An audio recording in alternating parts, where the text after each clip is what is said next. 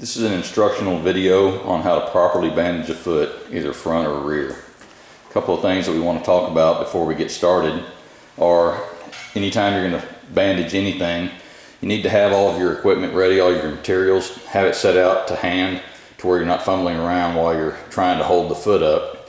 Another thing, and this is especially important on a rear foot, is you need to have some form of proper restraint. You either need to have somebody holding the head, have the horse tied, or in a stocks of some sort. What you do not want is to have the horse's head free or eating. That leaves the rear end open to a lot of movement, and you're very prone to get kicked if you cause any pain.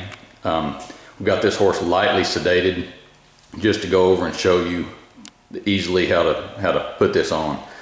We're going to start with just picking up the foot. Stay out to the side, get your foot up, properly stabilized with your leg. This horse has had a puncture wound to the frog that went up into the tendon sheath, and as you can see, this is the site that we're bandaging. So what you want, stabilize this foot, take your contact layer, which is going to consist of gauze and some type of disinfectant or your medication. That's going to go directly over your wound. And you're going to take your holding layer and start wrapping from the bottom around and try to follow the contour of the foot as much as possible. All of these materials are flexible enough that you can wrap them and lay them, but what you do not want are big creases and folds and twists in your bandage material. Those are going to cause pressure spots that are going to end up causing sores or irritation. Then you're going to take your tape, and this is one instance where I exclusively use Elasticon. Vet wrap is not a very good substitute.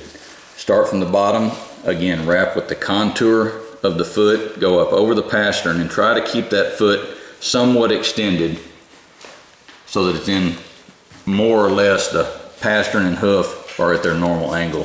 And that's going to require changing direction of your tape several times, as you see. And when you end up, put the foot back on the ground in a weight bearing position.